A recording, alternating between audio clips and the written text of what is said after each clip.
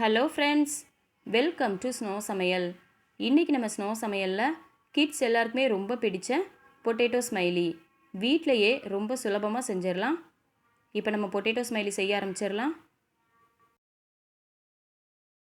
அதுக்கு நான் 3 medium size உருளைக்கிழங்கை வேக வச்சு அதோட தோல் எல்லாம் ரிமூவ் பண்ணி வச்சுருக்கேன்.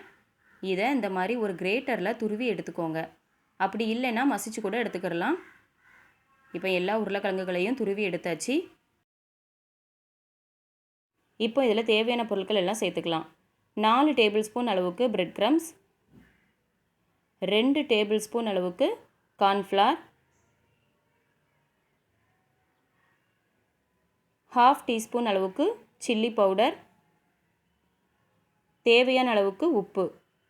இது எல்லாத்தையும் சேர்த்துட்டு இதை நல்லா பிசைஞ்சு எடுத்துக்கோங்க.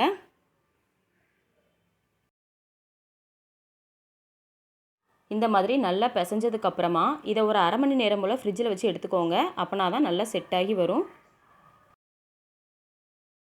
அரை மணி நேரத்துக்கு அப்புறமா ஃப்ரிட்ஜிலேருந்து வெளியில் எடுத்துருங்க. ஒரு பட்டர் ஷீட் வச்சு அது மேலே எண்ணெய் தடவிட்டு அது மேலே இதை வச்சு கையை வச்சு அழுத்திக்கோங்க. நம்மளுக்கு எல்லா பக்கமும் ஈவனாக வரணுங்கிறதுக்காக இது மேலே இன்னொரு பட்டர் ஷீட் வச்சு சப்பாத்தி கட்டையை வச்சு உருட்டி எடுத்துக்கோங்க. ஒரு பக்கம் திக்காவும் தின்னாவும் இல்லாமல் எல்லா பக்கமும் ஈவனாக நம்மளுக்கு கிடைக்கும். நல்லா உருட்டி எடுத்துக்கோங்க. இப்போ இதை நல்லா உருட்டினதுக்கப்புறமா பட்டர் ஷீட்டை எடுத்து பாருங்கள்.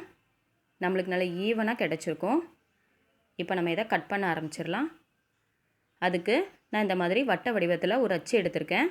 உங்கள்கிட்ட எது இருந்தாலும் பரவாயில்ல, டம்ளராக இருந்தாலும் பரவாயில்ல. இந்த மாவு மேலே வச்சு அழுத்தினோன்னா அழகாக நம்மளுக்கு வட்ட வடிவம் கிடச்சிரும்.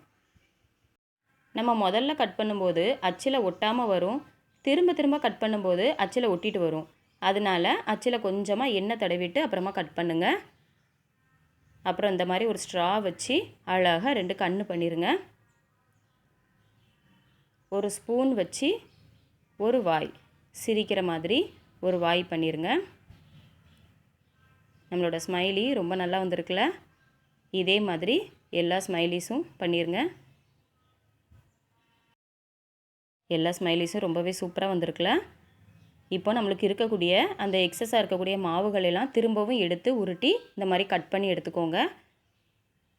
நீங்கள் இதை ஃப்ரிட்ஜில் வைக்காமல் நேரடியாக உருட்டி பொரிக்க ஆரம்பிச்சிட்டிங்கன்னா எண்ணெயில் பொரியும் போதே உடைய ஆரம்பிச்சிரும். அதனால் அரை மணி நேரமாக ஃப்ரிட்ஜில் வச்சு அதுக்கப்புறமா எடுத்து உருட்டிக்கோங்க.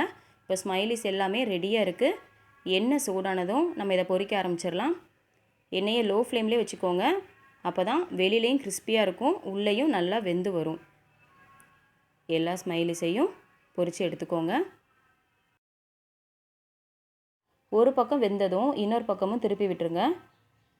இப்போ ஸ்மைலிஸ் எல்லாம் நல்லா வெந்து கலர் சேஞ்ச் ஆகி வந்திருக்கு. பாருங்கள் எவ்வளோ கிறிஸ்பியாக இருக்குன்னு.